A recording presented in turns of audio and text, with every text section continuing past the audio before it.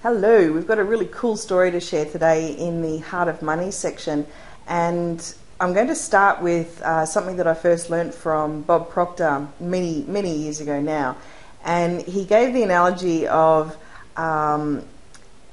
the earth has a certain amount of money, and it's not like, even though we can go and governments can go and print off more money notes, it doesn't mean that there's actually more wealth from that. It's like there is the abundance that is the abundance. And if universally we were able to suck all of that money up into the sky and then redistribute it absolutely evenly throughout the nearly 7 billion people on the planet now, it would only take a matter of days for it to all go back to where it was. So those who have money, and those who don't.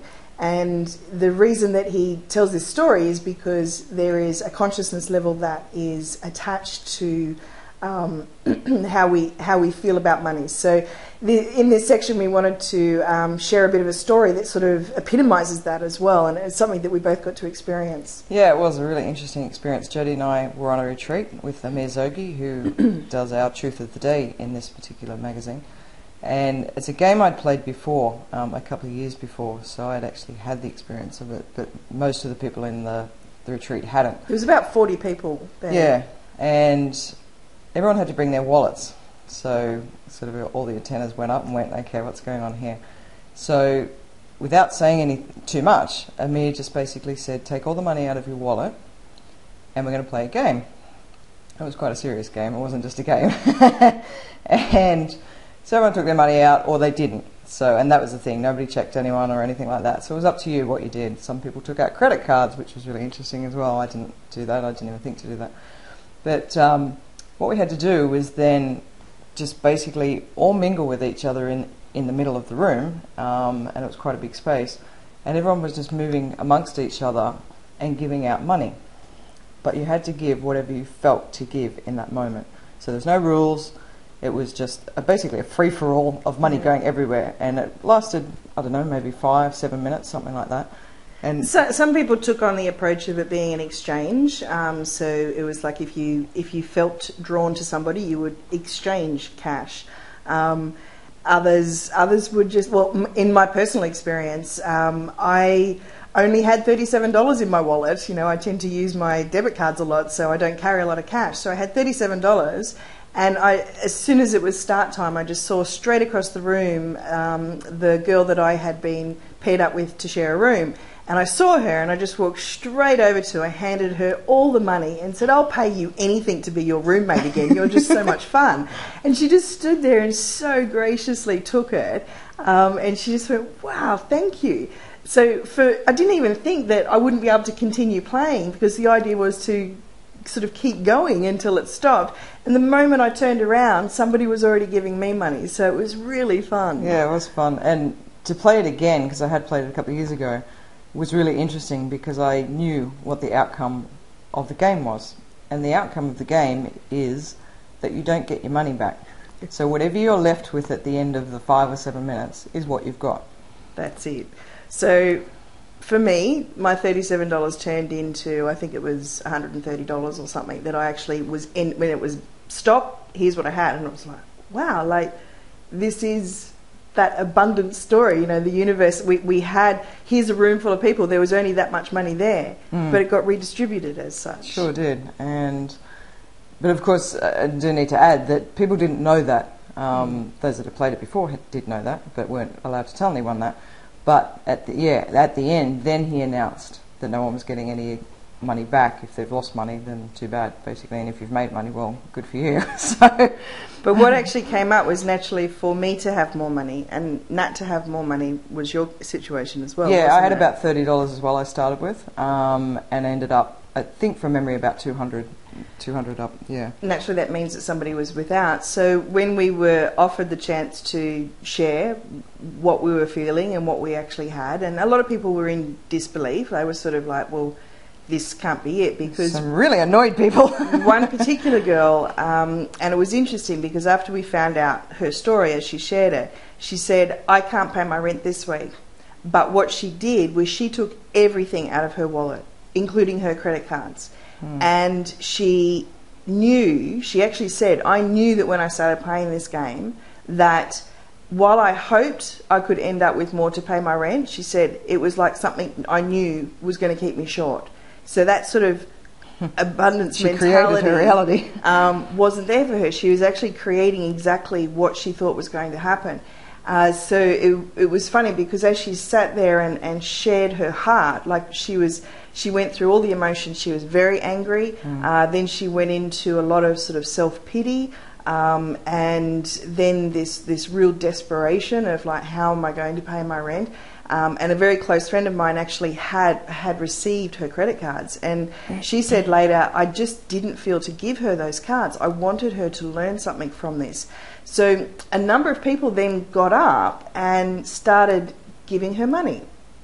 It was like compassion kicked in for them, and they just really felt for her, so they started giving her money. When she finally dropped into her heart, though, when the pity stirring, and I guess that's the point of the retreat, it was about truth. And so people in the retreat are in a very feeling space and a very intuitive space. So when the pity party was happening, nobody got up. Nobody moved. Everyone was really angry. Well, not angry, but they sort just of felt to leave her. Yeah, they were resentful or whatever was coming up for them, but they felt to leave her. So no one moved.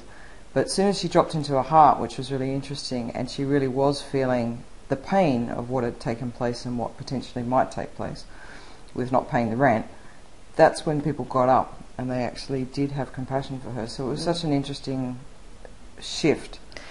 And again, my side of it, I was sitting quite close to her, and I just didn't feel it. I was staying true to myself. Even though I ended up with more money than what I started with, I did not feel to give her anything. Even when it was probably about 5 or 6 people came over and handed her money. I really can't remember if she ended up with back what she started with, but and eventually my close friend did give her her credit cards back. I think it was at the end of the day. But there was another lady who sort of piped up and she said, I've ended up less than what I began with as well. And she didn't really have a story around it. She just sort of said, what it feels like to me though is there's a lot of lessons in it. There's something in this for me, in the way that I played the game. And I had my heartstrings just sort of say, go and give her money. And I don't know if that was a giving side of me or if it was a feeling compassion for her. I really can't tell you exactly what it was, but I just followed my intuition and I went over and I gave her $50. And I think I was the only one to do that, and she was just so appreciative of it. So at the end of the whole game, basically, there was a lot of new awareness and understanding, and yeah, it was good. We did have the opportunity to all sit around for quite a while and actually analyse how we played the game, because everyone played it so differently.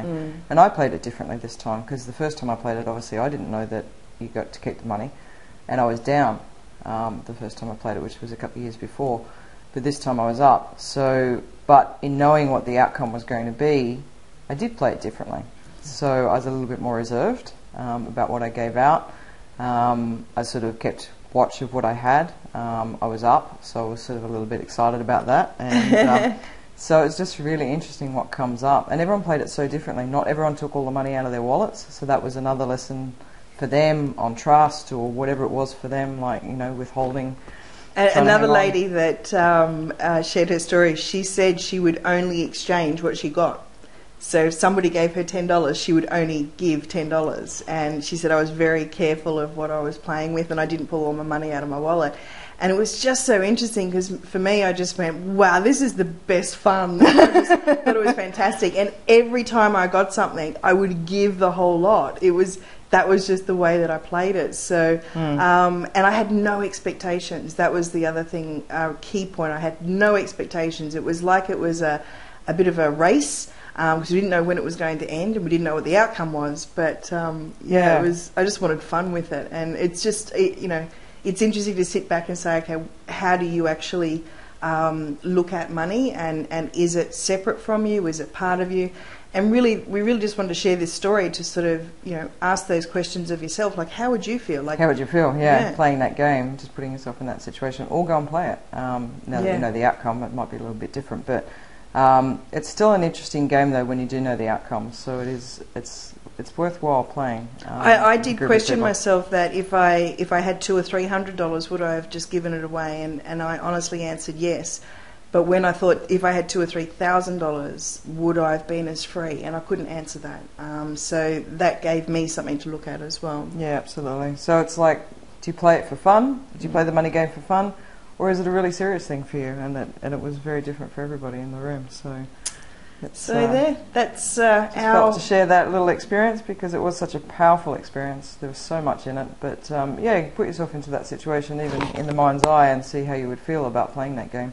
Yeah. There's some really interesting insights into how you feel about money and how you treat money, how you interact with it, how you interact with other people, how much you give.